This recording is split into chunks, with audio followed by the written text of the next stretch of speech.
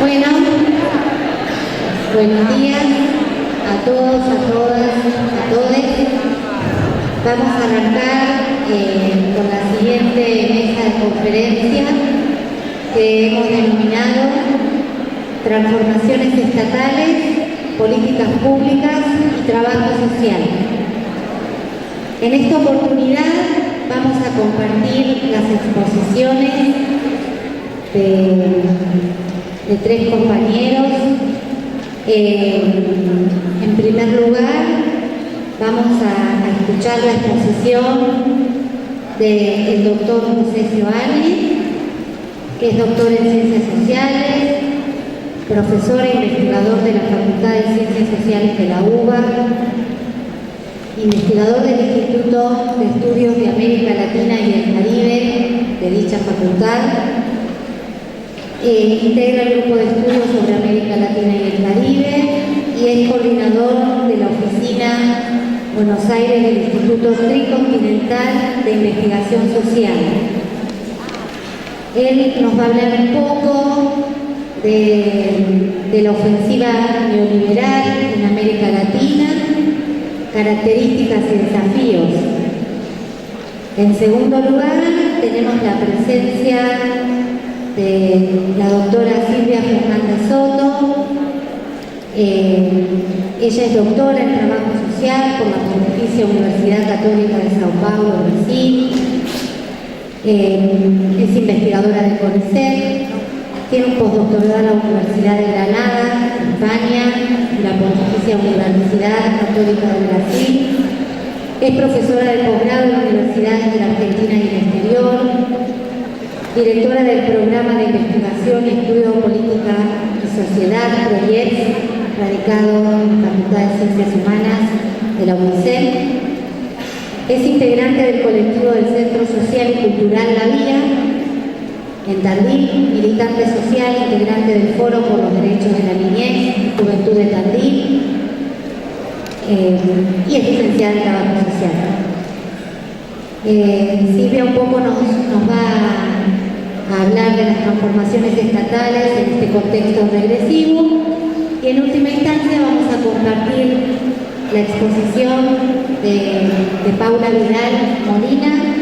Ella es doctora en Trabajo Social por la Universidad Federal de Río de Janeiro, es profesora e investigadora del Departamento de Trabajo Social de la Facultad de Ciencias Sociales de la Universidad de Chile y es coordinadora del núcleo Relaciones Socioeconómicas y Luchas Sociales por la Facultad de Ciencias Sociales de la Universidad de Chile. Así que bueno, les voy a dar la palabra a ellos, ¿sí? Más o menos vamos a compartir 30 minutos en la exposición de cada uno.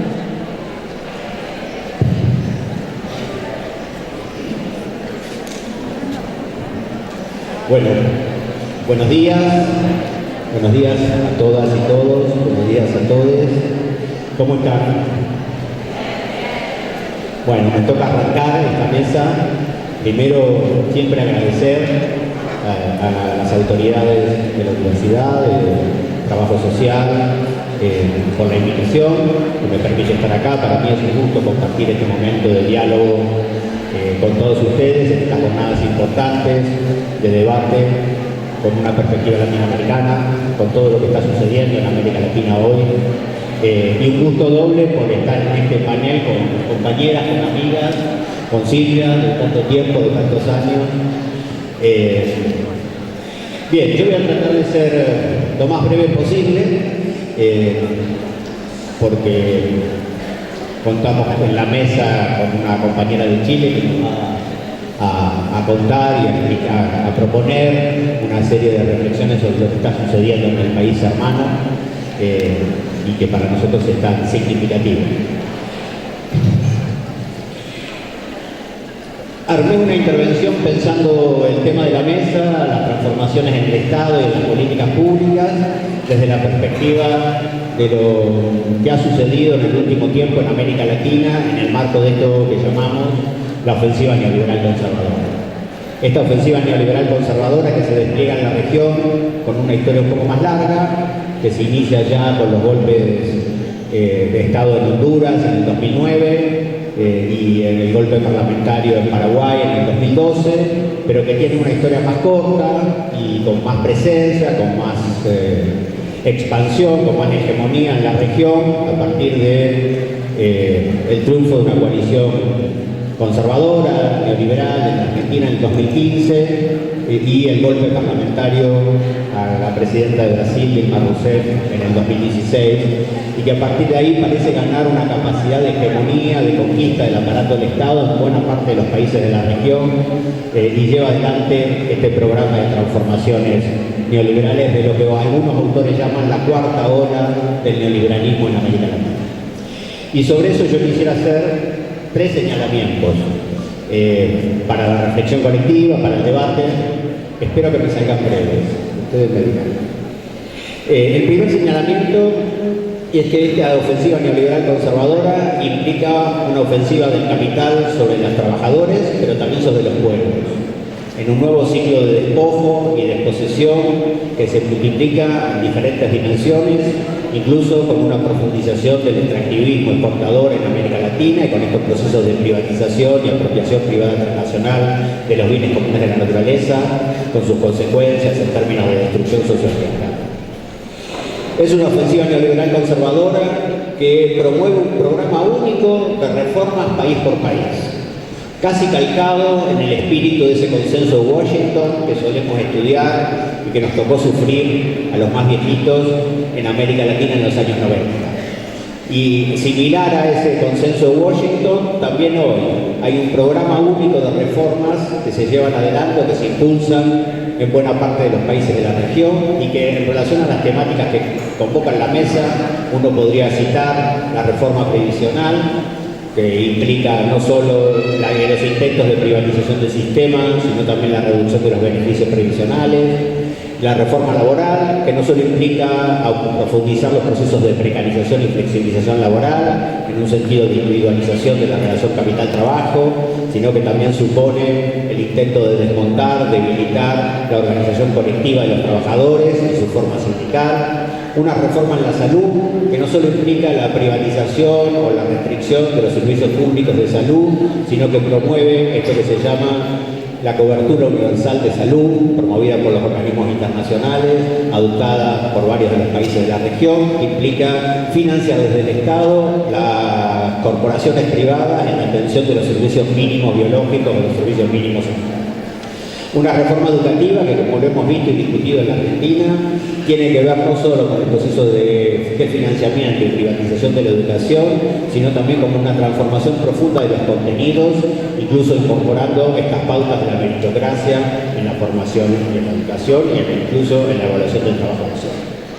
Una reforma en el terreno del Estado, que no solo implica la reducción del gasto social, sino que también supone una reforma tributaria que elimina las contribuciones de las grandes empresas, que desfinancia el Estado y que agudiza los procesos de ajuste del sector público.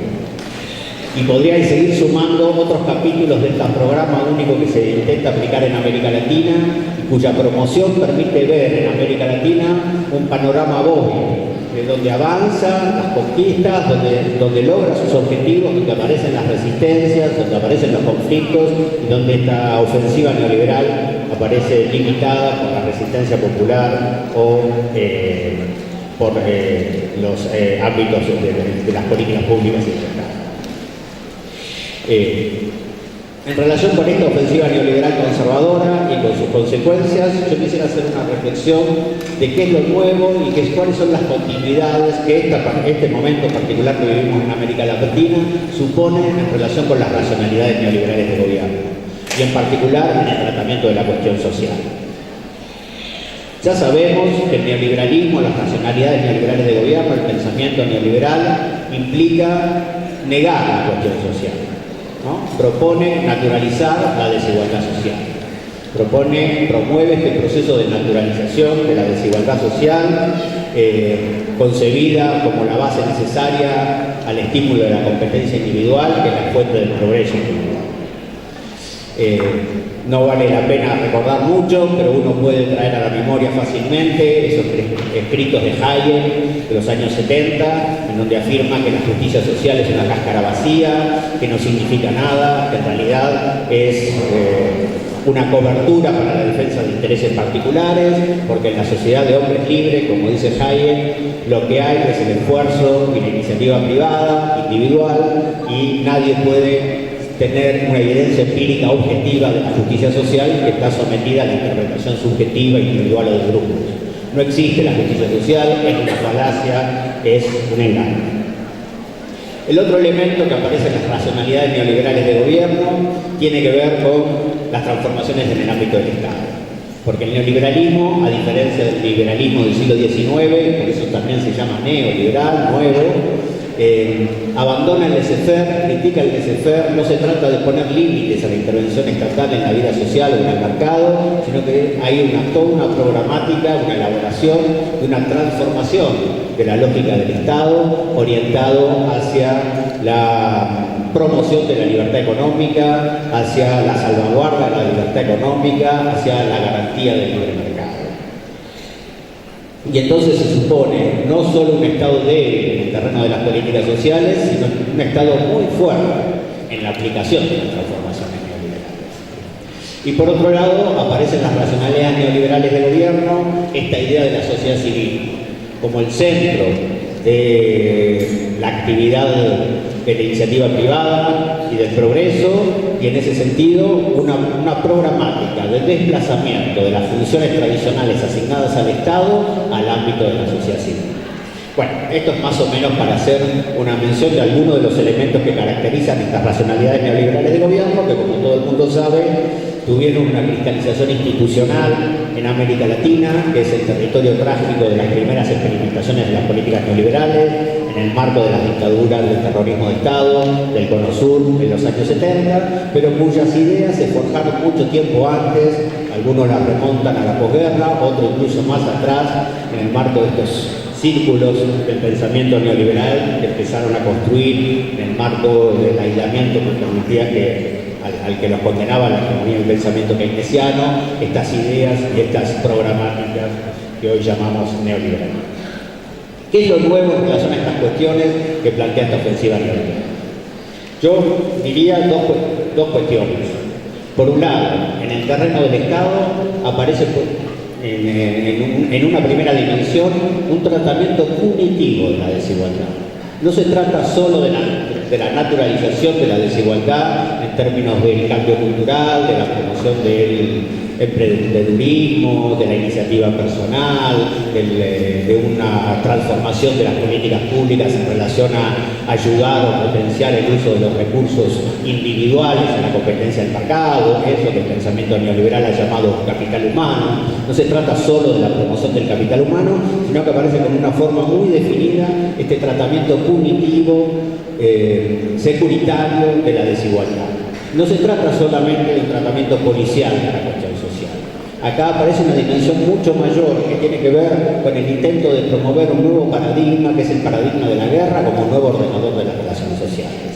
La compañera de Chile nos va a hablar seguramente mucho de esto, pero ya lo hemos escuchado en los medios, el presidente de Chile hablar que estaba en el contexto de una guerra, hemos escuchado frases similares en relación a lo que está sucediendo en Haití, hemos escuchado frases similares en relación a lo que sucede en Colombia, o en Brasil, o en otros países. Hay un intento de abordar la cuestión de la desigualdad en el marco de este paradigma de guerra, de intervención represiva y de incluso de militarización de las relaciones sociales. Complementariamente a esto, también hay un proceso de transformación de los marcos de la democracia política liberal, ¿no? Porque hay una transformación ahí que no solo supone, como en el neoliberalismo de los años 90, disolver la idea de la ciudadanía social, sino que ahora estamos en presencia de un proceso de restricción de la ciudadanía política, ¿no? Y tomemos los casos que tomemos, sea el lawfare, o sea otros mecanismos vinculados a las transformaciones de las dinámicas de la matriz liberal clásica de gobierno. Acá aparece todo un proceso de restricción de la ciudadanía política que avanza de manera desigual en cada uno de nuestros países hacia gobiernos cada vez más autoritarios. En el otro plano, en el plano de la sociedad civil, también aparecen una serie de novedades que me parece que es interesante detenernos en la discusión. Por un lado, este proceso de naturalización de la desigualdad social asume en este último periodo rasgos de biologización de la desigualdad social, de racialización de la desigualdad social. La desigualdad social no solo implica un cambio cultural en términos de la aceptación de las condiciones de vida que cada uno le tocó, sino que implica también un proceso de interpelación de la polarización social en términos de clasificación de ciertos grupos sociales como inferiores, como no humanos, como deshumanos. En este proceso tiene mucho que ver con lo que está sucediendo en Brasil, con la aparición de estas dinámicas de neofascismo y de violentización del lazo social. Y por otro lado, esto es un aspecto trágico, importante a tener en cuenta, pero también complementariamente a esto aparecen otras mecánicas, otros procesos, otros dispositivos en la gestión de la cuestión social en el ámbito de la sociedad civil y que tienen que ver con estas formas sistémicas de gobierno de la cuestión social en el terreno de la sociedad civil. Y acá podemos ver el papel creciente, incluso en la proyección política, de una serie de tradiciones neoconservadoras de las iglesias neopentecostales como intentos de gestionar la desigualdad social, como intentos de gestionar la cuestión social, de gestionar el malestar subjetivo e individual que producen las condiciones de pauperización y de polarización social en el ámbito de la sociedad civil y de formas conservadoras. Y vinculado a esto, también podemos ver la extensión del narcotráfico, el proceso de mafiatización de la sociedad civil como un elemento también sistémico de esta oleada neoliberal en términos de gestionar la desigualdad social, en términos mafiosos y conservadores, en eso que Rita Segato ha llamado el segundo Estado. Bien, yo creo que he hecho bien rápido, ¿no? Y estoy con el último comentario, para cumplir con mi palabra. Estoy con el último comentario, ¿no? He tratado de dar un breve panorama de la ofensiva neoliberal conservadora en términos de sus reformas, de lo que implica en términos de la gestión de la cuestión social, que supone no solo estos procesos de naturalización de la desigualdad que vienen de tiempo atrás, sino que recupera, revitaliza memoria, tradiciones, dispositivos anteriores vinculados a esta racialización de la desigualdad, ¿no? Incluso con una revitalización de las prácticas eugenésicas, de los dispositivos eugenésicos en la región. Y yo quisiera hacer una breve mención a los desafíos que plantea la situación actual. Porque ciertamente esta ofensiva neoliberal conservadora que se despliega en la región de manera expansiva e intensa desde los años 2015, 2016, encuentra hoy sus límites, ¿no? Encuentra hoy un nuevo ciclo de resistencias populares, encuentra hoy también su incapacidad de garantizar continuidad en términos de democracia representativa. Nos encuentra en la Argentina con la derrota del oficialismo y el triunfo de un nuevo gobierno. Encuentra hoy esos límites complejos que se extienden en toda la región.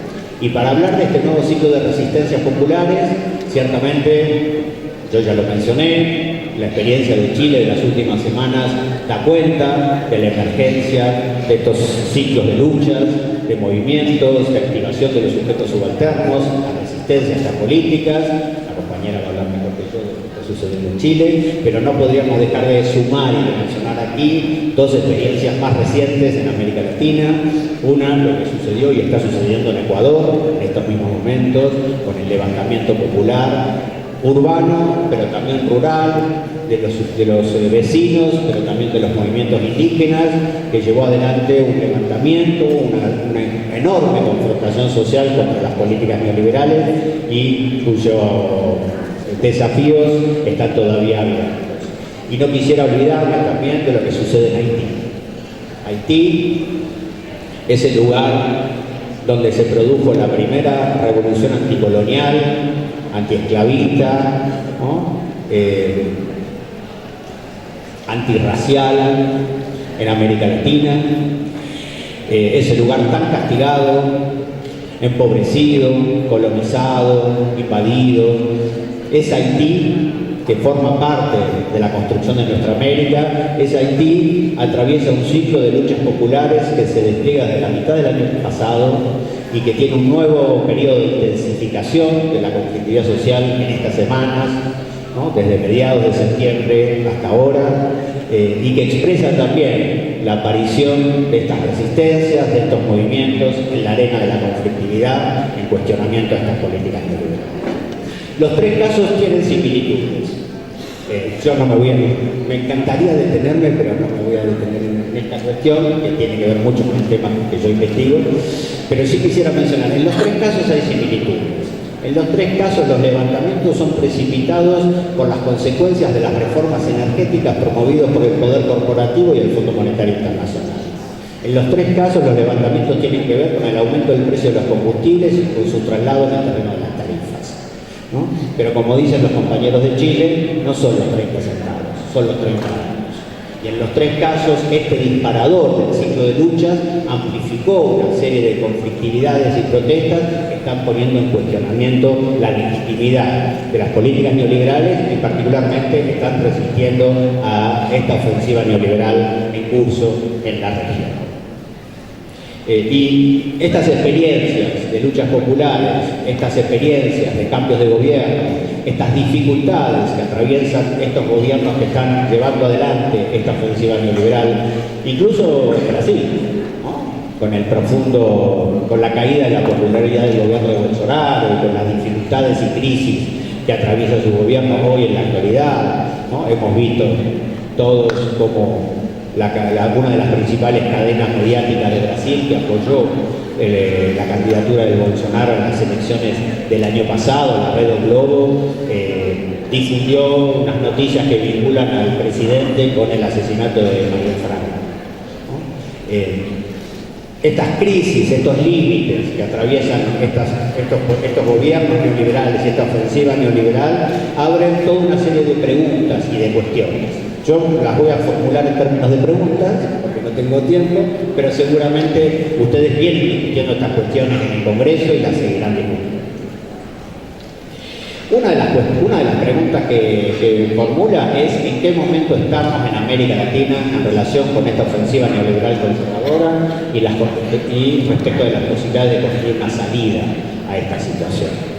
Y esto es una pregunta ciertamente compleja, porque si bien estas políticas, estos gobiernos, esta ofensiva neoliberal conservadora demuestra sus límites a la hora de garantizar gobernabilidad en términos democráticos representativos, en términos de la construcción de legitimidades mayoritarias, no deja de escapar a la atención de todos que las fuerzas que promueven esta ofensiva neoliberal conservadora están vigentes y están actuando.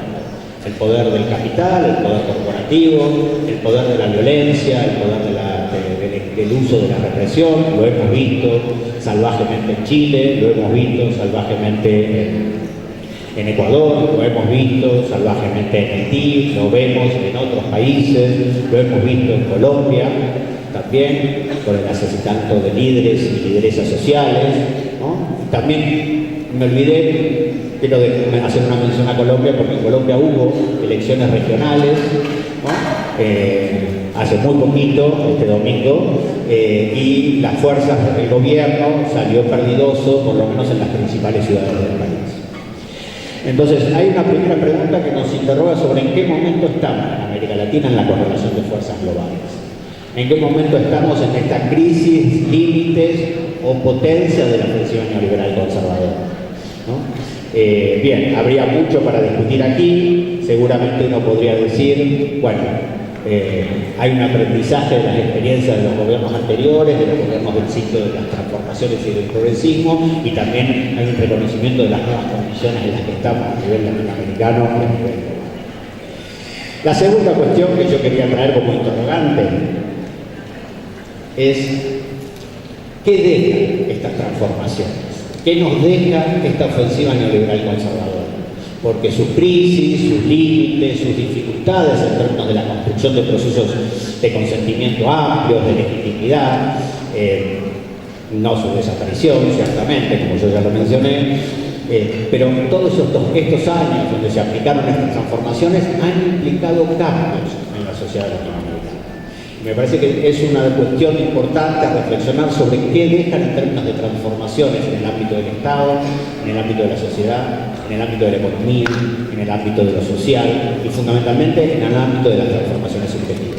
Porque acá también hay una herencia, si ustedes quieren, de este ciclo último del neoliberalismo que ha transformado la subjetividad, sobre todo en ciertos sectores sociales, promoviendo estas prácticas de neofascismo, de conservadurismo, etc.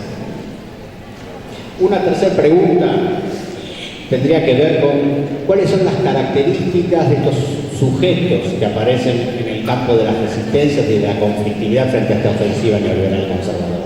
Yo tampoco me voy a detener, pero ciertamente vamos a poder discutirlo en la mesa, pero claramente aparece acá una serie de sujetos que son antiguos, pero que debemos repensar en qué condiciones están constituyéndose hoy, ¿no? En los jóvenes, las mujeres, de la mano del feminismo popular que recorre América Latina, los movimientos indígenas, los movimientos urbanos, las comunidades. Acá aparecen sujetos que son parecidos al ciclo de grandes luchas que vivió la región entre mediados de los años 90 y mediados de los años 2000, pero que tienen también novedades, particularidades. Acá hay también un interrogante. Y un último interrogante que yo quería dejar planteado es el tema de las alternativas. Porque hablamos de las transformaciones del Estado y de las transformaciones en el terreno de las políticas públicas que promovieron esta última oleada neoliberal, pero también deberíamos pensar en cuáles son las programáticas que aparecen en estos ciclos de lucha, en los debates políticos, en el pensamiento crítico en estos últimos años en relación a construir salidas del neoliberalismo, ¿no? Se ha dicho, yo creo que muy bien, que el neoliberalismo nunca más. Y me parece que es muy importante para nosotros asumir que el neoliberalismo nunca más. Pero nunca más del neoliberalismo también nos interpela sobre cómo construir salidas efectivas del neoliberalismo. Y acá también hay todo un interrogante, en términos de qué programar. Digo un interrogante no porque no haya respuestas, digo como que forma parte del debate colectivo, ¿no? Porque en la programática de estos movimientos políticos y sociales aparecen toda una serie de propuestas en relación con las transformaciones que se puedan realizar. Pero forma parte de un debate colectivo que hay que asumir. Y yo quisiera terminar con esto, porque este debate colectivo, en relación con las alternativas, con la construcción de una salida efectiva al neoliberalismo en América Latina, aunque suene en algunos lugares más utópico que en otros, me parece que también interroga sobre el papel que le cabe al trabajo social en este proceso, ¿no? El trabajo social no como un dispositivo institucionalizado, sino el trabajo social como una práctica institucional. Gracias.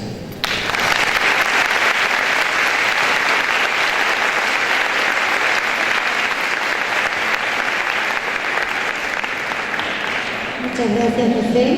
Damos la palabra a Silvia. Hola, buenos días a todos y a todas.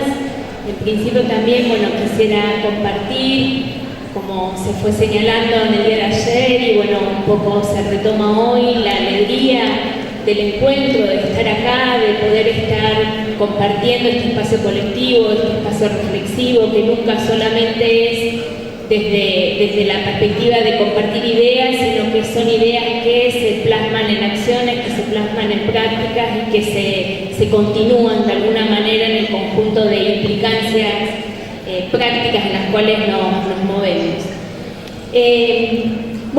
Yo armé la exposición, voy a intentar también ser sintética, no sé cuánto lo conseguiré, pensando como 4 momentos. En principio, quisiera remarcar un poco que fue también desarrollado ayer el contexto en el cual nos encontramos en América Latina, un momento de tensión, un momento de lucha, un momento de expresión popular y de contestación de alguna manera al avance reaccionario de los procesos de derecha, procesos de derecha que encontraron en la segunda mitad de la segunda década del siglo XXI un ascenso de un proyecto profundamente reaccionario y regresivo en América Latina, digamos. De alguna manera lo que muestra el triunfo de Macri, pero con otros antecedentes, el golpe parlamentario de Brasil, la experiencia paraguaya y un conjunto de otras experiencias de América Latina, una restauración burguesa, un proceso profundamente reaccionario que cuestiona incluso aquellos elementos progresistas colocados en la primera década del siglo XXI. Me parece en este contexto interesante marcar, digamos, se debatió bastante ayer en relación a la cuestión del neoliberalismo. Me parece importante señalar que esta noción de neoliberalismo no supone una situación estática, un paquete de dar vuelta una hoja y decir esta es la propuesta neoliberal, sino que justamente lo que nos muestra el conjunto de avances, de inflexiones, de retrocesos, de disputa en el contexto de América Latina es que el neoliberalismo tiene, es procesual, tiene momentos en los cuales tiene capacidad de avanzar y momentos en los cuales por la misma lucha y por la misma conflictividad social encuentra de alguna manera frenos. Me parece que estamos en un contexto de profunda disputa de este orden, de disputa que hace a su materialidad y también a su legitimidad. En este marco, digamos, de disputas, me parece que, digamos, la disputa de la legitimidad supone de alguna manera sentarse en un conjunto de prácticas que desarman el miedo, que construyen voces desde abajo, que reivindican nuestras historias de resistencias, historias que no son de ahora, sino que historias que son centenarias y que hacen a la historia de América Latina. Mencionaba recién José la experiencia de Haití, la revolución haitiana, la primera revolución esclavista de nuestro continente, que muestra de alguna manera una historia de lucha revolucionaria y que de alguna forma marca una dialéctica entre reforma y revolución a lo largo de todo el siglo XX.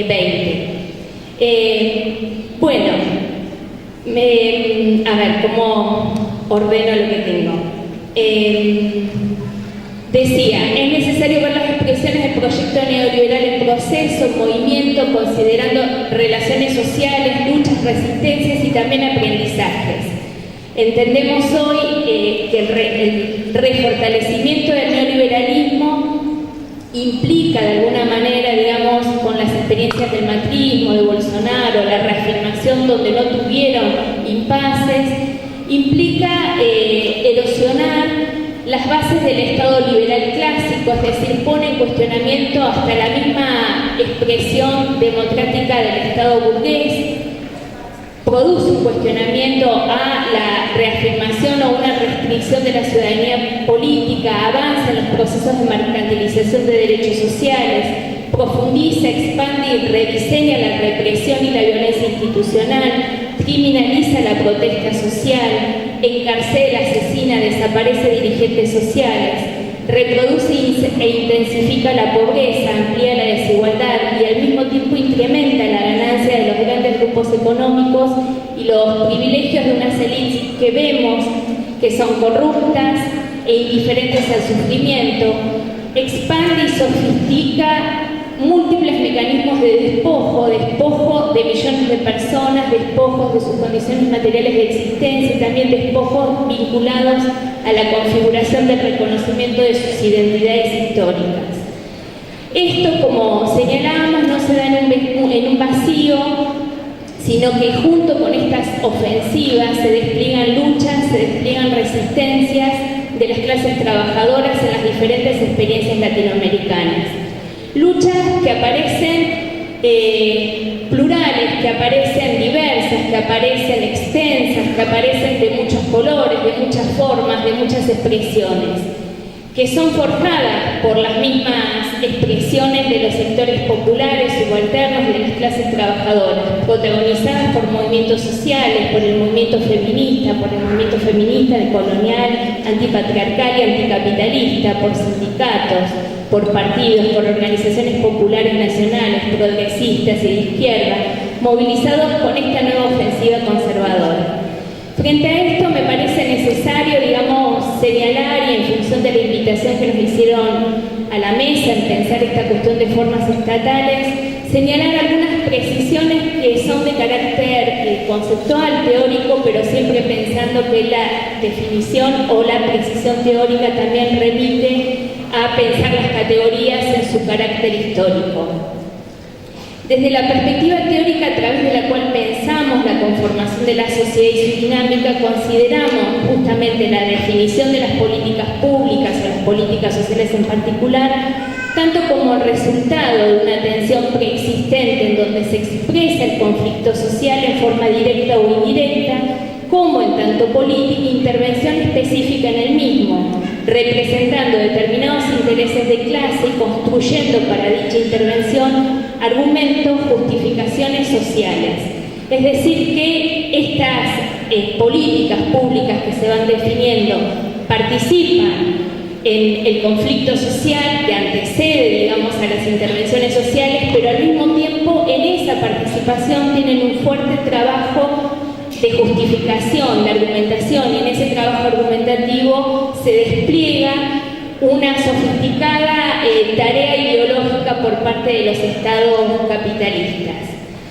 Por ende, el Estado ni es un ente suprasocial ajeno a las principales tendencias identificables en las formas en que se da la producción y reproducción de la sociedad, ni tampoco un mero instrumento de poder de las clases dominantes, dado que su papel es fundamental para que esta clase sea dirigente y no solo dominante.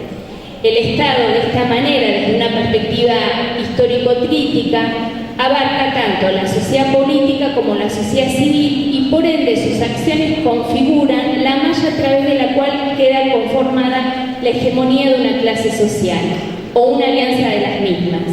En sentido estricto, entonces, la materialidad institucional y su cuerpo burocrático dirigencial y la sociedad civil son dos momentos distintos que se encuentran en una relación dialéctica. Las políticas que desarrolla el Estado en este sentido participan en la configuración de lo social, involucrándose en el proceso de construcción de hegemonía, pensando la construcción de la hegemonía justamente como la puesta en circulación de ciertos valores y productos, de ciertas maneras de construir cosmovisiones del mundo, que al mismo tiempo se asientan en una dimensión material. Es decir, la hegemonía no solamente tiene que ver con la configuración de estos valores y concepciones del mundo, sino que esos valores y concepciones del mundo se asientan también en una dimensión material.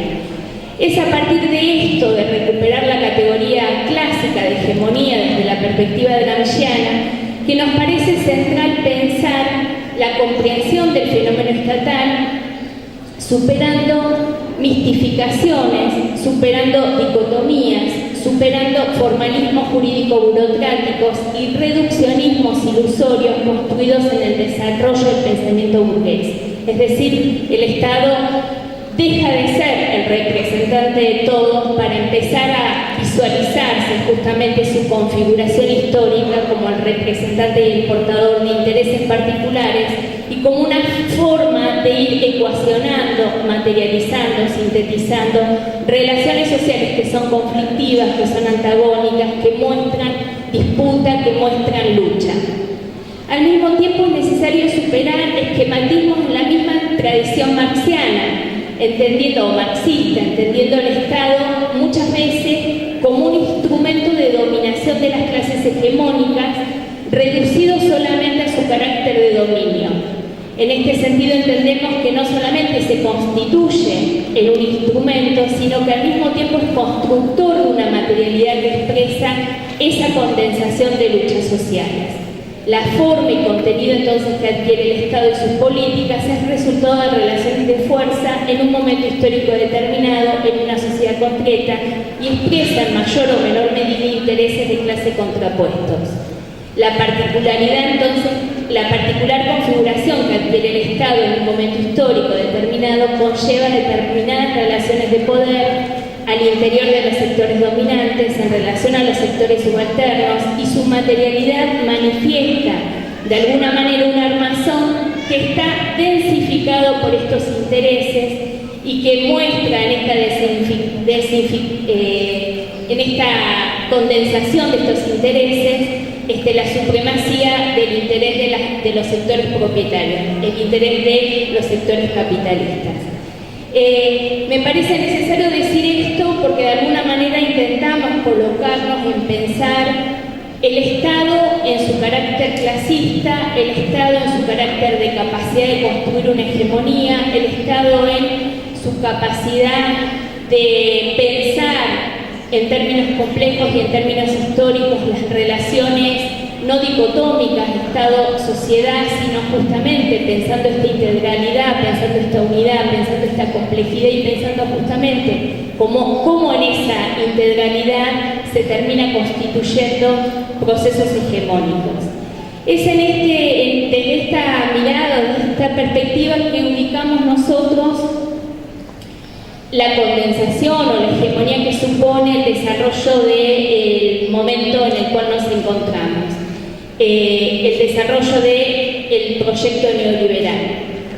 Pensando y ubicando el desarrollo de este neoliberalismo a partir de comprender, como también se planteaba ayer, la crisis capitalista y ubicando, digamos, al mismo tiempo la coexistencia de diferentes temporalidades. Es decir, es necesario pensar una reacción capitalista global que supone una reconfiguración global de la sociedad capitalista a mediados de la década del 70 y que implica de alguna manera modificaciones en los patrones de acumulación y modificaciones en las formas en las cuales se construye la legitimidad social, pero al mismo tiempo poder visualizar en este gran periodo que se abre a partir de mediados de la década del 70. Claramente ayer se lo ubicaba a partir del 73 en la experiencia latinoamericana y podríamos decir a nivel global, digamos, con la experiencia del golpe y la dictadura chilena, pero no solamente con eso, digamos, con la sucesión de experiencias de transformación regresiva que se empiezan a dar en América Latina, digamos, poder pensar este gran momento histórico como un conjunto de inflexiones, de impases, y estas inflexiones e impases vistas como resultado justamente de las luchas y de las resistencias y de las maneras en que se van sistematizando o ecuacionando estas luchas y estas resistencias. Tenemos un momento entonces en la década del 70, resistencias y luchas contra el neoliberalismo, inflexiones y continuidades estructurales que podemos visualizar claramente iniciado el siglo XXI, una reacción, una contrarreforma restauradora a partir del 2015, con expresiones que se vienen como desarrollando antes, y un momento abierto de nuevas impugnaciones y de nuevos desafíos. Podemos ver claramente, digamos, cómo hay continuidades y cómo el debate en torno al neoliberalismo lo que nos está planteando es un debate en torno a proyectos de sociedad que no son abstractos, sino son proyectos de sociedad portadores de intereses sociales, portadores de intereses de clase.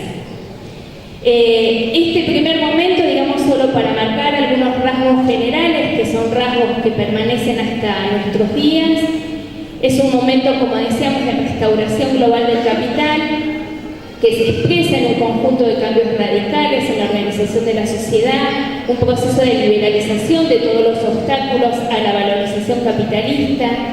Es un momento de elevada transnacionalización de las empresas capitalistas, un proceso de mundialización de las relaciones capitalistas de producción, del desarrollo y tecnificación del capital financiero, de extensos procesos de despojos de los bienes naturales de nuestro continente, y en este sentido, digamos, junto con estos procesos y políticas de despojo, la extensión de los procesos de acumulación por desposesión, digamos, avanzar en procesos de valorización en nuestro continente, recolocando en términos clásicos nuevos procesos de dependencia que nos vinculan a los históricos procesos de dependencia o relaciones desiguales en las cuales se encontraron nuestros países, nuestros pueblos, nuestro continente.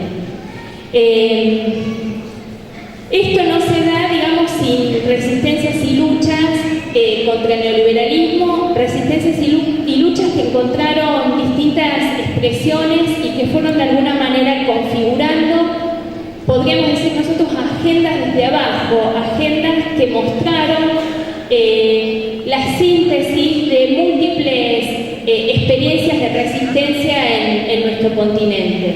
Una de las mayores expresiones que se reflejan en torno a estas resistencias y estas luchas tienen que ver con el debate en torno a los derechos, con los debates en torno a la desmercantilización. Ayer también se hablaba en relación a los derechos. Yo entiendo que las luchas que se libraron en la década del 90 y inicios del siglo XXI son expresiones de lucha por la materialización y la reafirmación de los derechos. No pensar los derechos en términos abstractos, sino justamente pensar la concreción de esos derechos.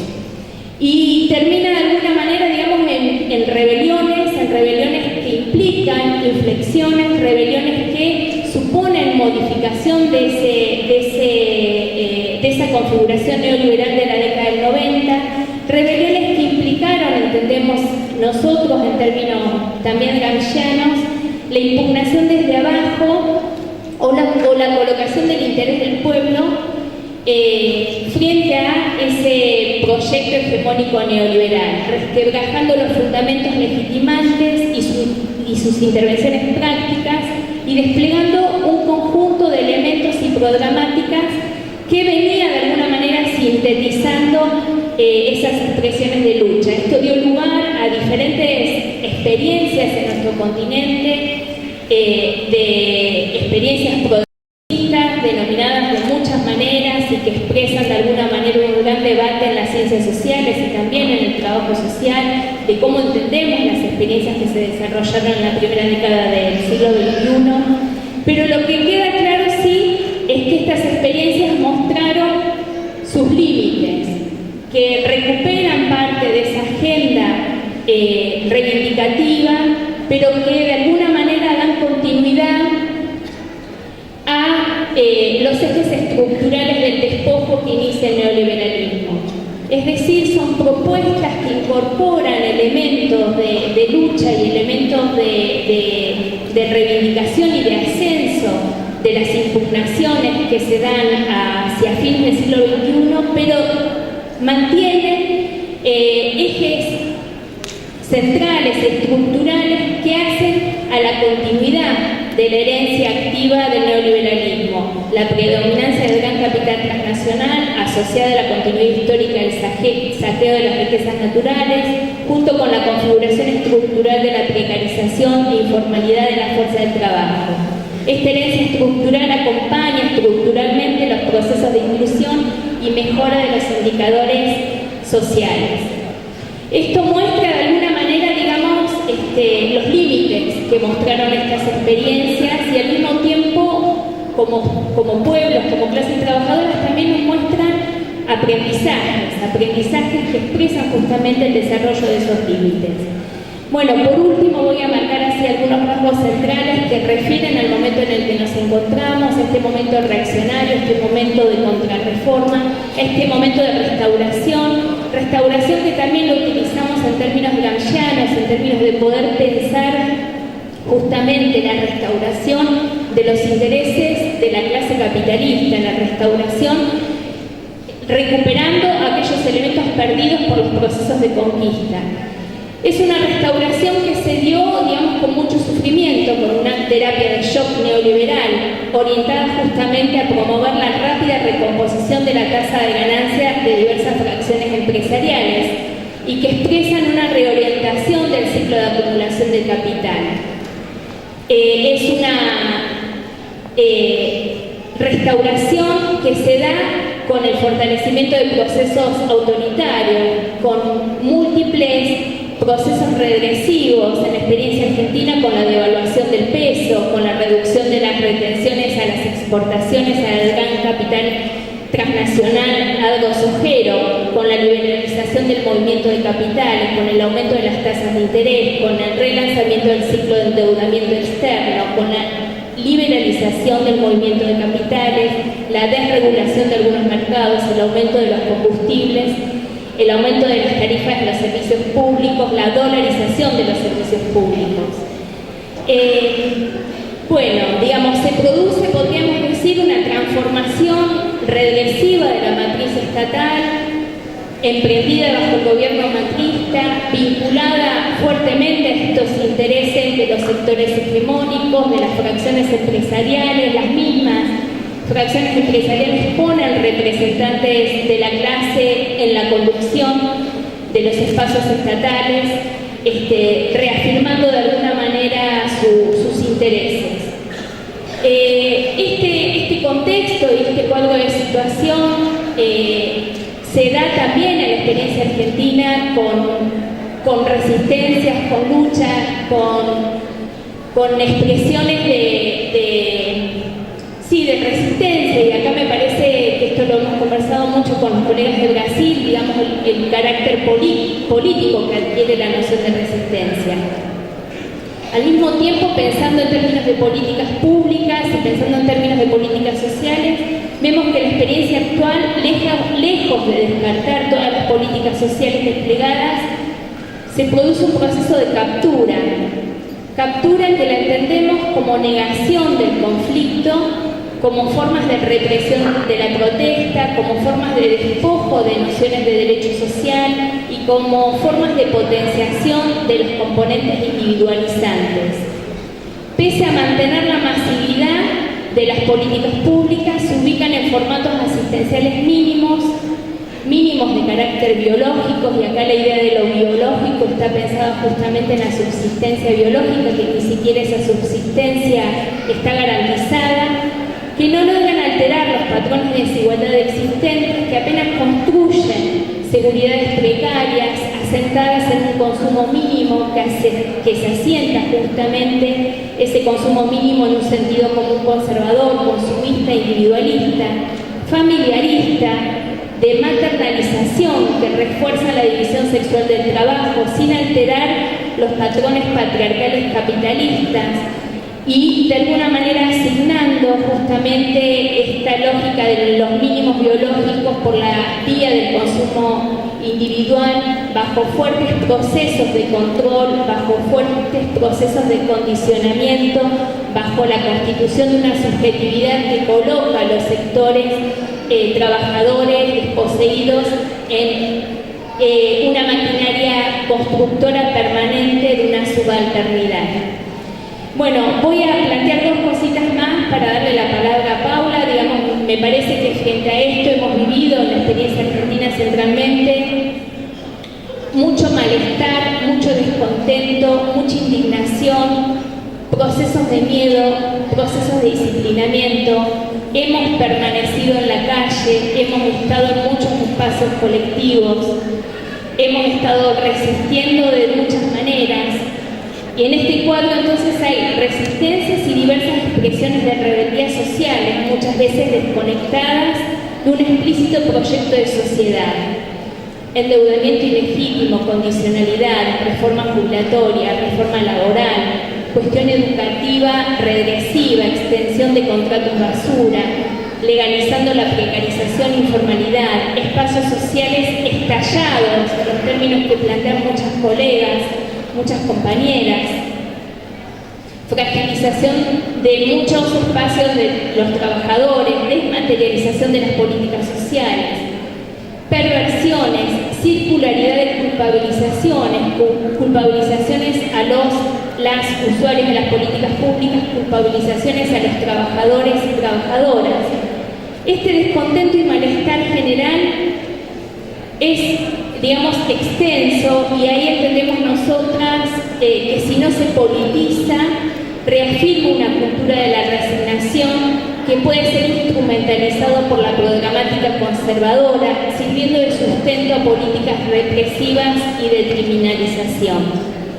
Frente a la retracción de las políticas de garantías sociales, se incrementa justamente el uso de tecnologías sofisticadas represivas de control de las poblaciones, expresando el despliegue represivo en sus más diversas formas: la baja de edad de punibilidad de los jóvenes, el aumento de la población carcelaria, el aumento de efectivos policiales, el aumento del presupuesto de inversión en tecnologías represivas, el despliegue de protocolos de acción antipiquete, muertes, desapariciones, represión de la protesta, represión y repercusión y persecución a movimientos sociales, creando una sensación permanente de inseguridad, una sensación permanente de control, de un Estado gendarme que es complejo, que es múltiple y que sofistica sus estrategias de acción. Frente a esto, pensamos nuevamente a recuperar, digamos, esta noción de politicidad de ese descontento, de politicidad de esas rebeliones, de politicidad de esas luchas sociales, y como un elemento de desafío, como un elemento claro, digamos, colocado en nuestro presente frente a esos malestares, esos descontentos, esas prácticas, es justamente el pensar cómo pensamos articulaciones de esos descontentos, cómo pensamos una politicidad que supere ese malestar y que ese malestar empiece a ser pensado con la discusión de proyectos de sociedad. Por último, digamos, algunos aspectos que fueron discutidos ayer y que están presentes en nuestra agenda del trabajo social, que tienen que ver justamente en la reafirmación de nuestra condición como trabajadores profesionales, cómo reforzamos una acción colectiva contra la descalificación de nuestro trabajo profesional en este contexto, cómo fortalecemos una lucha colectiva contra el productivismo institucional y contra el instrumentalismo en el cual se coloca la demanda del ejercicio profesional en un contexto de un Estado empresarial, cómo se configuran resistencias contra el papel profesional asignando tareas de control, de disciplinamiento, de fiscalización de las clases subalternas, cómo construimos alianzas con el movimiento general de la clase trabajadora por la desprecarización de los vínculos contractuales y por las mejores condiciones de trabajo y de la clase trabajadora en su conjunto, cómo seguimos permaneciendo y recreando creatividades en torno a la lucha contra la mercantilización, cómo potenciamos el elemento de la denuncia, cómo fortalecemos lo colectivo y la construcción de lo común, cómo seguimos resistiendo a la violación de derechos de los propios asistentes sociales como trabajadores en el ejercicio de su ciudadanía laboral, cómo seguimos resistiendo a la violación de los derechos sociales, cómo participamos en los procesos de colectivización de las demandas, de los espacios de trabajo, de las prácticas sociales, de la construcción de comunes en un horizonte de contestación que se coloca en términos coyunturales de contestación al neoliberalismo, pero en términos temporales, históricos más de largo plazo, de contestación a un proyecto anticapitalista. Y por último, para compartir una poesía y para cerrar, me gustaría traer el poeta latinoamericano Roque Dalton, una poesía que dice lo siguiente: como tú. Yo como tú amo el amor, la vida, el dulce encanto de las cosas, el paisaje celeste de los días de enero. También mi sangre bulle y río por los ojos, que han conocido el brote de las lágrimas. Creo que el mundo es bello, que la poesía es como el pan de todos, y que mis venas no terminan en mí, sino en la sangre unánime de los que luchan por la vida, el amor, las cosas, el paisaje y el pan, la poesía de todos, de todas, de todes.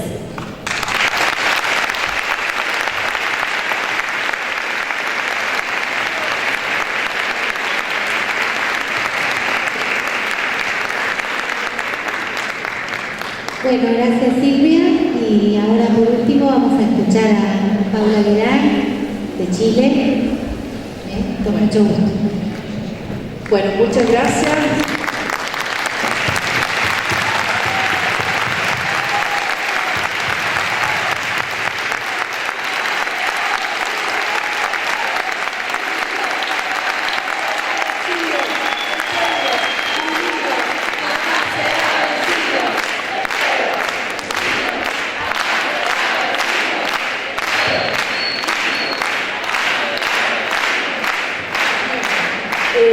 Quiero partir agradeciendo el tener este espacio acá en Tandil, al calor de tanta gente, tantos compañeros de América Latina y especialmente las queridas compañeras de Brasil, Argentina, que nos hemos ido acompañando en estos años de lucha en América Latina. Quiero agradecer profundamente a la comisión organizadora del colegio y de la universidad por levantar este importante encuentro latinoamericano que durante años ha venido ocupando un lugar importante de reflexión e intercambio académico y profesional, que también nos pone en un horizonte de profundizar la crítica, aportando un grano de arena permanentemente en la construcción de un nuevo orden social. Entonces, agradecer a las compañeras, compañeros que han estado poniéndole el cuerpo, el hombro a este gran trabajo estos días. Al mismo tiempo, quiero rescatar un elemento que se puso el primer día en esta inauguración del seminario, que es el gesto político de que este encuentro es no arancelado. Creemos que tenemos que defender estos espacios.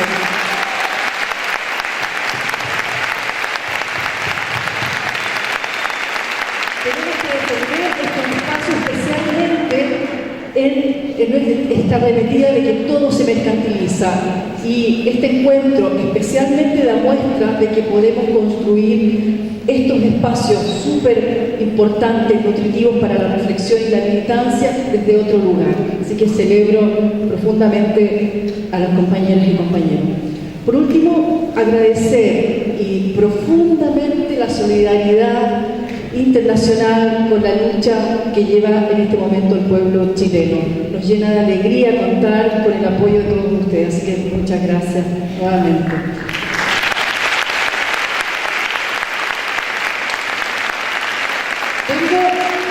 Vengo de Chile, de este Chile que desde el 18 de octubre despertó de lo que hemos llamado el sueño que nos vendieron durante décadas. Y esto nos tiene a todos volcados en las movilizaciones y también preocupados de entender las causas profundas de lo que está ocurriendo y las posibles salidas hacia la construcción de un nuevo proyecto emancipatorio. Las notas que aquí presento entonces tienen los límites de ser elaboradas al calor de las movilizaciones y por lo tanto están permanentemente dispuestas a el cambio producto de la coyuntura que hoy día nos embarga. Pero lo que quiero plantear aquí es que intento dar cuenta del proceso de rebelión popular ocurrido y algunas claves para entender lo que he llamado el rojo octubre chileno. No puedo partir, eso sí, sin hacer un homenaje y dedicar esta mesa a la memoria de las 20 personas fallecidas en el contexto del estado de emergencia que hemos vivido entre el 19 y 27 de octubre. Pero también hacer un homenaje a la compañera colombiana asesinada en estos días. Estas muertes y sus luchas no serán en vano. Seguiremos sin cansancio hasta conseguir que la dignidad se haga costumbre, como se dice en Chile, y especialmente en toda la América Latina. La tesis que quiero poner en la mesa a 2 semanas del estallido social es que estamos frente a una rebelión popular masiva, apoyada y protagonizada por la clase que vive de la venta de su fuerza de trabajo, por estudiantes, pobres y precarios que se multiplican en Santiago y en cada una de las regiones de Chile, contra un objetivo claro: el orden político y económico heredado de la dictadura cívico-militar y del empresariado que se ha enriquecido a costa de vender derechos sociales a los chilenos. Esta rebelión cristaliza una crisis social y política profunda que cuestiona el carácter restringido y tutelado de la democracia construida hasta hoy y el patrón de acumulación neoliberal que lo sostiene. Con esto se abre un nuevo ciclo en la historia del país, cuyo desenlace está absolutamente abierto, pero muestra desde mi perspectiva al menos 2 caminos. El primero es el que queremos y que ha sido gestado desde abajo para avanzar en la transformación estructural del país, o al menos cambiar el orden jurídico normativo, que es uno de los pilares centrales que sostienen los privilegios de unos pocos. Un segundo camino de desenlace es aquel de los acuerdos realizados por arriba entre las cúpulas partidistas y los empresarios para generar concesiones y cambios que ayuden a desmovilizar y anestesiar para mantener el orden social imperante. Algunos se preguntarán, ¿pero qué ocurrió ese 18 de octubre que transformó la protesta estudiantil en una rebelión popular? Para ello quiero recordar lo siguiente. Seguramente muchos de ustedes siguieron las noticias del momento.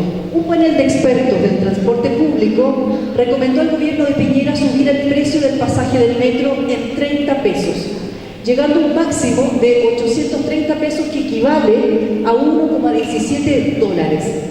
Con ello, el descontento de los estudiantes secundarios se expresó rápidamente y llamaron a evadir el pasaje del metro. La respuesta inmediata del gobierno fue reprimir, como siempre, al estudiantado durante varios días. Pero, ¿qué pasó ese 18 de octubre? Es que la orden del gobierno fue cerrar las estaciones de metro en un horario punta, con el pretexto de cuidar las estaciones de las acciones de evasión de los estudiantes. Solo quiero poner un detalle. El metro en Santiago es un centro importante que cristaliza de algún modo la simbología de la modernización capitalista que se ha instaurado desde el 73 para adelante. Entonces, pegar en el metro tiene una carga importante. Esta decisión de cerrar el metro en una ciudad de Santiago con 7 millones de personas arrojó a las calles a miles de trabajadoras y trabajadores, a estudiantes y ciudadanía en general, a que se las arreglaran para llegar a sus casas. Esa misma noche se llamó inmediatamente un caceroleo espontáneo para mostrar el descontento generalizado de la población y apoyar las acciones de los estudiantes. Así, en pocas horas, pasamos del lema de los secundarios que decía evadir, no pagar, otra forma de luchar, saltando torniquetes del metro y abriendo las puertas de esta a la ciudadanía, avanzamos a una rebelión popular que puso la justicia y la igualdad social como centros de la demanda al calor de un caceroleo multitudinario acompañado de quema de diversas estaciones de metro y buses, saqueos de supermercados, pero no cualquier supermercado, los supermercados vinculados en un principio a los grandes grupos empresariales, Cencosud, la estadounidense Walmart y algunos capitales nacionales. Ataques también a cientos de instalaciones públicas. El gobierno, ¿qué hizo? Decretó inmediatamente estado de emergencia por primera vez desde los años 90 para controlar la protesta social y con ello mostró claramente la naturaleza represiva y antidemocrática de la burguesía chilena.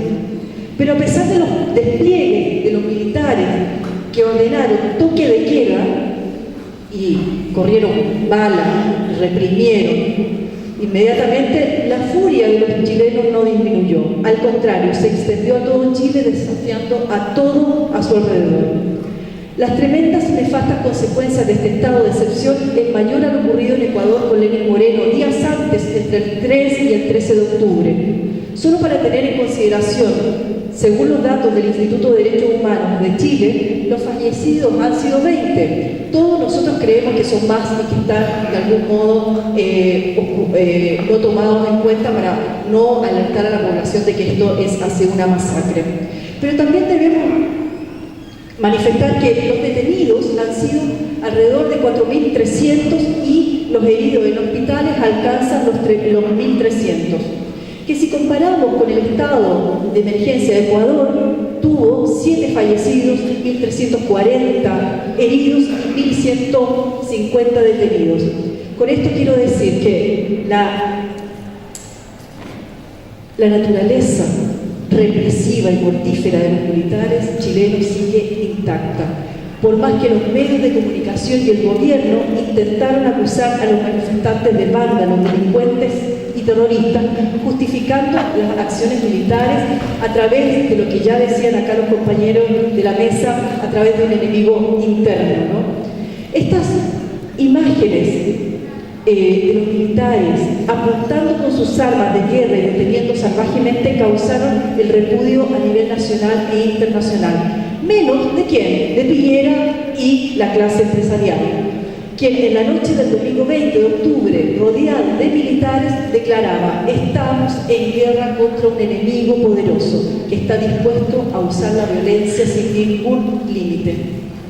Pero la gente no se amedrentó. El ruido de las cacerolas seguía sin parar cada vez, sumando más y más manifestantes en todas las regiones. En la noche del lunes, por lo tanto, el lunes 21, el presidente Piñera llamó a todos los partidos a negociar, pero tanto los socialdemócratas del Partido Socialista como el Partido Comunista y el Frente Amplio se negaron a asistir a la reunión con el presidente porque consideraban como la primera demanda que retirase los militares de la calle.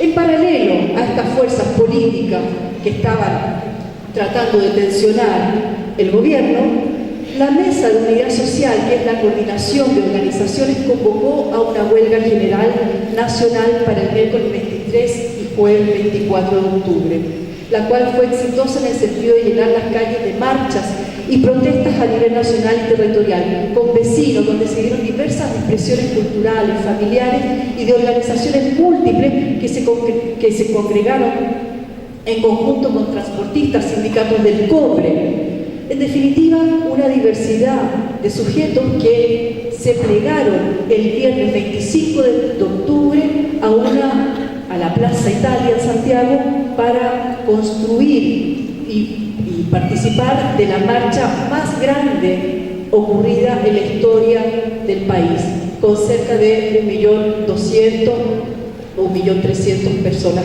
en ese lugar, demostrando, por lo tanto, el repudio generalizado del país frente al gobierno.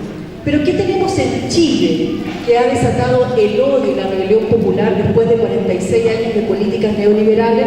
Ya mis compañeros han mostrado cuáles han sido estas, pero me gustaría llevarlas en concreto. En el oasis chileno de Piñera, como lo describía pocos días antes de esta rebelión, encontramos lo siguiente. Por ejemplo, los precios de las viviendas han subido a un nivel en que es imposible acceder a la propiedad si no es a través de la deuda bancaria con tasas de intereses exorbitantes. Si contamos todas las viviendas que se arriendan, tenemos que decir lo siguiente: el arriendo, el alquiler, digamos, de la vivienda en Santiago bordea el mismo valor que si tú arriendas en Londres, Berlín, Tokio. O sea, es casi una locura pensar el valor de la vivienda en Santiago. La comida es más cara que en Europa. El transporte público es el más caro del continente, en torno a un euro del pasaje, aunque los estudiantes tienen pasaje rebajado. La salud y la educación son en su mayoría de provisión entregada privadamente y se sostiene en enormes subsidios estatales. Lo mismo pasa con la infraestructura como carreteras y líneas de metro, donde capitales extranjeros generalmente tienen la mayor participación. Por otro lado, las pensiones de la clase trabajadora son administradas por entidades privadas, que muy bien países como Perú o Brasil incluso han mirado como una experiencia en estos últimos tiempos las famosas administradoras de fondos de pensiones, las AFP, que en concreto en nuestro país entrega pensiones que sumerge a la población en pobreza. El enorme volumen de dinero que sale de los millones de salarios de los trabajadores chilenos es parte de la especulación financiera global. Y cuando los negocios de las AFP pierden dinero, ¿quiénes pagan esa cuenta? Las personas, cada uno de los trabajadores.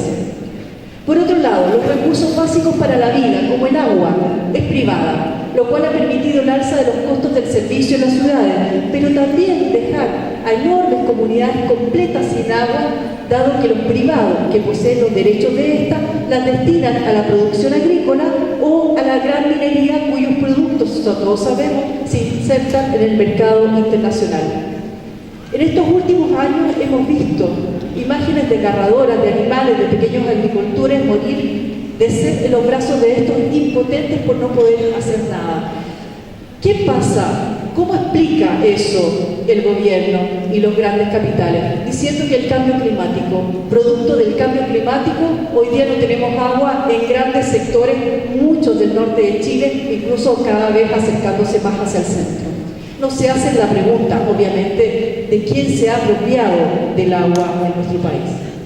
Por otro lado, Según el estudio de la Fundación Sol de este año, encontramos que el 50% de los trabajadores chilenos asalariados que trabajan en el sector privado ganan menos de 400.000 pesos chilenos. Sacando la cuenta con el peso argentino en el cambio oficial, me parece, equivale a 32.354 pesos argentinos. Y al mismo tiempo debemos sumar que 7 de cada 10 empleados ganan menos de 550.000 pesos chilenos líquidos, equivalentes a 4.486 pesos, perdón, 44.486 pesos argentinos. Este dato es importante porque la línea de pobreza por ingresos en Chile para una familia promedio de 4 personas es de 431.000 pesos. Lo anterior quiere decir que el 57% de los empleados del país estaría incapacitado económicamente para mantener un hogar y sacar a la familia de la línea de pobreza. Entonces, la pregunta que uno se hace, ¿de dónde aparece el poder adquisitivo de las familias por bienes y servicios? Sin duda que proviene del crecimiento cada vez mayor del endeudamiento. Según los mismos datos de estudio de esta fundación, Chile es un país que alcanza casi los 19 millones de personas en total como su población, pero de estos, más de 11 millones mayores de 18 años están endeudados, de los cuales 4.600.000 personas están en una situación de morosidad. Estos datos escandalosos contradicen las positivas cifras económicas que entrega el Fondo Monetario Internacional y el Banco Mundial respecto del país, el cual plantea que Chile posee un PIB per cápita que bordea los $25.668.000 para el año 2018. En ese sentido, se muestra sin duda un problema estructural de concentración de la riqueza que todos sabíamos era una bomba de tiempo lista para estallar en cualquier momento. Si a lo mencionado sumamos la permanente represión y criminalización de las luchas y la protesta de estudiantes, profesores, pobladores, trabajadoras y trabajadores, mujeres, la del pueblo mapuche por la recuperación de sus tierras y su autonomía, vemos que el oasis de Piñera es solo para los grandes capitalistas y en ningún caso para la clase que vive de la venta de su fuerza de trabajo o para aquellos de los que conocemos tal vez este grupo de los prisioneros que para Chile, los chilenos muy importantes, cantaban en los años 80 el baile de los que sobran.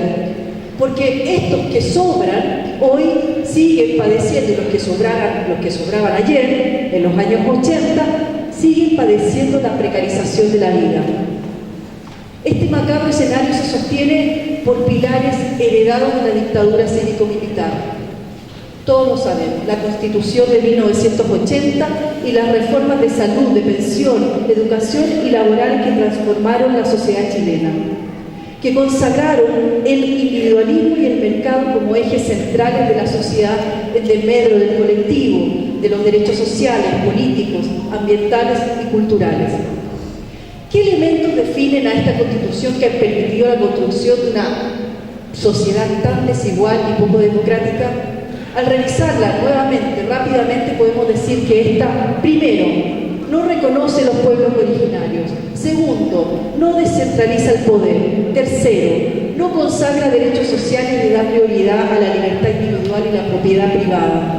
Cuarto, separa la política de las organizaciones sociales. Por ejemplo, los dirigentes sindicales no pueden obtener un cargo en el Parlamento ni presentarse a la presidencia. Por otro lado, refuerza el presidencialismo autoritario, consagra la doctrina de seguridad nacional y por último consagra el Estado de tipo subsidiario y la no interferencia en el mercado. Por ello, no es extraño que el malestar acumulado de décadas haya estallado con la fuerza que hoy vemos y siga manteniéndose movilizada la población hasta el día de hoy. Mucho se ha señalado en los medios que lo que caracteriza este estallido es que no existen banderas, excepto las chilenas y las del pueblo nación mapuche, y que nadie dirigió las marchas. Esta tesis yo no la comparto en su totalidad, pues, como decía ayer la compañera Andrea Oliva, existe una memoria histórica donde las demandas de hoy tienen un pasado que las nutre. Basta recordar, por ejemplo, la Revolución Pingüina del 2006 o el gran movimiento estudiantil del 2011 con las luchas que ponían como centro el fin al lucro, una educación de calidad, o las últimas marchas de los pobladores por una sociedad justa o el movimiento No Más AFP que ha puesto en su centro el cambio del sistema de pensiones. Todas ellas son parte de un cierto patrimonio de las luchas de este pueblo. Y en ese sentido, las organizaciones y movimientos sociales que han venido levantando demandas en los últimos años de modo fragmentado, hace pocos meses, decidieron unirse y coordinarse en una mesa que han denominado Unidad Social y que hoy emerge como un gran actor capaz, desde mi punto de vista, de construir y aportar en la construcción de hegemonía y conducir esta rebelión popular. La mesa está conformada por 115 organizaciones sociales y colectivos como la Central Unitaria de Trabajadores, las Federaciones de Estudiantes Universitarios, la Coordinadora Feminista 8M, el Colegio de Profesores, el Movimiento No Más FP, organizaciones de pobladores, de defensas del agua, de estudiantes secundarios, Movimiento de Diversidad Sexual, de migrantes, de defensa de derechos humanos y detenidos desaparecidos, de sindicatos de trabajadores del cobre, portuario, de la banca y comités de allegados, entre tantas otras, y al calor de la rebelión popular han acordado el siguiente petitorio básico. Primero, una nueva constitución vía asamblea constituyente que permita una amplia participación efectiva del pueblo en las decisiones. Segundo, terminar con el sistema privado de pensiones, esto es, con las AFPs. Tercero, aumento del salario mínimo a 500.000 pesos líquidos ya. Cuarto, reducir la jornada de trabajo a 40 horas. Quinto, la pensión mínima correspondiente a 500.000 pesos. Sexto, el fin de las desigualdades y las zonas de sacrificio. Séptimo, una canasta básica de servicio protegida, agua, electricidad, internet, gas y teléfono. Octavo, la desmilitarización permanente del territorio nacional. Y por último, la investigación, juicio y castigo a las violaciones de los derechos humanos que se han ejercido durante el llamado estado de excepción por parte de las fuerzas militares. La Mesa de Unidad Social reconoce que ningún actor social o político puede atribuirse la representatividad o vocería de las mayorías sociales movilizadas, pero también reconoce que existen propuestas claras de la movilización y que no son producto de una novedad o algo inédito, sino que han sido puestas ahora en una unidad porque son parte de las luchas históricas que se han dado en Chile. Y en ese sentido es una oportunidad para generar cambios profundos en la sociedad chilena, el que estas demandas, estas luchas se pongan en común. En este rápido y panorámico recorrido para explicar, para mostrar en realidad, describir lo que está bajo del estallido social del 18 de octubre, podemos observar que es posible dar un salto cualitativo en la transformación de la sociedad chilena. Las cosas, sin duda, ya no pueden mantenerse como hasta ahora se habían dado. Se ha abierto un nuevo ciclo porque hay una mayoría popular que perdió el miedo a la violencia. De aquí es muy difícil que el neoliberalismo pueda avanzar. Por lo tanto, la caída del jaguar latinoamericano es significativo para todos aquellos países que veían a Chile y sus políticas como un modelo a seguir. Pero la salida y conducción de esta rebelión está totalmente abierta, tanto para la derecha, sin contar la ultraderecha, como para las izquierdas y los movimientos sociales en Chile. Si analizamos de estos actores, digamos, estas fuerzas, vemos que en el bloque de la derecha, que representa el gobierno de Sebastián Piñera, mi impresión es que este puede dar señales claras hacia el centro político y responder algunas de las demandas sociales con el fin de evitar una desestructuración total del orden social. Estas señales ya se están observando en los últimos días. Por ejemplo, desde el sector del empresariado y del gran empresariado, estos se han comprometido con los trabajadores a no entregar, a no dar salarios menores a los 500.000 pesos que ha puesto en la agenda en la mesa de unidad social. Y a esta arremetida de estos empresarios se han sumado más o menos hasta el día de hoy 120 empresarios que han dicho aquí y ahora nosotros estamos dispuestos para subir el salario de nuestros trabajadores. Pero también podemos decir que se ha abierto el gobierno en estos últimos días a remirar la propuesta de reforma tributaria y de pensiones que había sido objetada durante mucho tiempo desde las organizaciones y los movimientos sociales. Anoche mismo salió una noticia de que están dispuestos a mirar, a reflexionar y críticamente sobre el corazón de esta reforma. Seguramente muy pronto ellos mostrarán su disposición a revisar la posibilidad de crear una nueva constitución, pero sin duda no con el mecanismo de la Asamblea Constituyente, porque todos sabemos que la correlación de fuerzas hoy no está a su favor. Mi tesis es que hoy se encuentran obligados a ceder concesiones para desmovilizar y evitar un cambio estructural del orden creado en el 73. Por otro lado, respecto de las fuerzas progresistas, los movimientos y las organizaciones sociales y las izquierdas, creo, o sea, es de consenso en realidad, es que tenemos la oportunidad única de unirnos tras un diagnóstico y programa de acción levantado desde abajo que permita impugnar, como decía ayer Julio Gambina, al neoliberalismo y la lógica del capital. Se debe agudizar las contradicciones y conducir este malestar social hacia la refutación de la democracia, sentando las bases para la construcción de un nuevo proyecto societario. Ponemos más bien el énfasis en sentar las bases porque sabemos que la construcción de un nuevo proyecto societario es de largo aliento.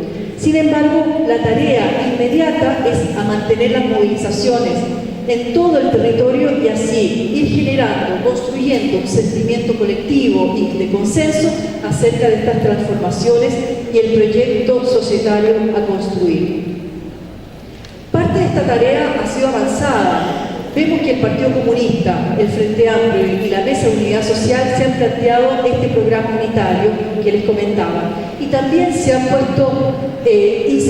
insertado los cabildos autoconvocados en todos los territorios y espacios que hoy día están emergiendo espontáneamente también en la ciudadanía. Para los que no saben cómo opera esto en la realidad chilena, podemos ejemplificarlo del siguiente modo. En una junta de vecinos, en la universidad, en el lugar de trabajo, en la familia o en el grupo de amigos, se juntan a conversar acerca de tres grandes ejes. ¿Cuáles son las causas del malestar? ¿Cuáles son las formas en que se expresa la injusticia y cómo podemos superarla? Estos tres ejes han permitido generar y revitalizar un tejido social, un debate colectivo que es muy auspicioso para todos nosotros. Estas síntesis que se han ido generando en el corto plazo están siendo acumuladas en distintos lugares para generar una propuesta que permita avanzar con mayor consenso y con mayor construcción colectiva estas demandas. Y en ese sentido, la gran fortaleza que tiene la rebelión popular es que permite debatir y reflexionar colectivamente sobre el Chile que queremos construir y cuáles proyectos societarios vamos a empujar. En este escenario, ¿qué decimos del trabajo social? El trabajo social hoy, desde el 18 de octubre, ha estado fuertemente, sus estudiantes, profesionales, académicos, insertos en la movilización social. pero también aportando concretamente, por ejemplo, con la denuncia de la violación de los derechos humanos, ocurrida en estos últimos días, pero también ocurrida desde antes a través de la criminalización de la protesta social, especialmente la estudiantil y la de los trabajadores del pueblo Nación Mapuche. Por otro lado, se ha esforzado por visibilizar la criminalización de las movilizaciones por parte de la prensa. La prensa en estas últimas semanas ha tenido un rol fundamental para crear una imagen de un Chile desbordado, de terroristas, de delincuentes. Y en ese sentido, los estudiantes de trabajo social especialmente han creado toda una vía para enfrentar las noticias falsas que aparecen en la prensa. También se han instalado con conocimientos concretos para la lucha de ideas, es decir, generando información y capacitación que venga a enfrentar las propuestas del gobierno. Por ejemplo, si el gobierno promete aumento del salario mínimo, ¿qué significa eso en la vida cotidiana de las personas? Si el gobierno ha prometido mejorar las pensiones, bueno, veamos qué significa en concreto esa mejora de pensiones. En ese sentido, la academia se ha puesto a disposición también de la mano de los profesionales para poder salir a enfrentar las informaciones tergiversadas del gobierno. Por otra parte, se ha levantado toda una línea fuertísima de capacitación de cómo enfrentar la Asamblea Constituyente. Hoy los trabajadores sociales de Chile, por lo tanto, han tomado un rol de la mano de todos los que estamos en la calle, los trabajadores, los estudiantes, las mujeres, los pobladores, pobladoras, pero en definitiva todos aquellos que tienen que vender la fuerza de trabajo para poder sobrevivir. Para terminar, al calor de esta rebelión popular, hace días recordaba el último discurso de Salvador Allende y pensaba que su lucha no fue en vano, ni la de tantos y tantas compañeras que dieron su vida, porque su certeza sobre la semilla que se entregó a la conciencia digna de miles y miles de chilenos no pudo ser cegada definitivamente, ya que no se detienen los procesos, decía él, ni con el crimen ni con la fuerza. Demoramos 46 años en volver a abrir las grandes alamedas y lo hicimos, como él dijo, para que pase el pueblo libre, para construir una sociedad mejor. ¡Viva Chile! ¡Viva el pueblo! ¡Viva los y las trabajadoras!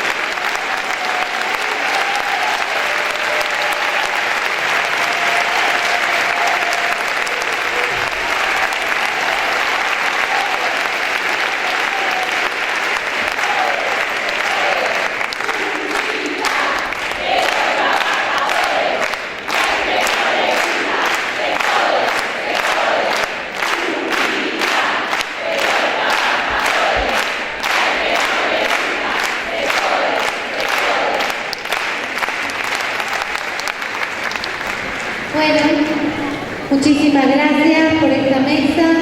Un especial agradecimiento a los 3 expositores. José se tuvo que retirar antes porque se iba a su colectivo. Así que bueno, les vamos a entregar a Silvia y a Paula el obsequio del Congreso.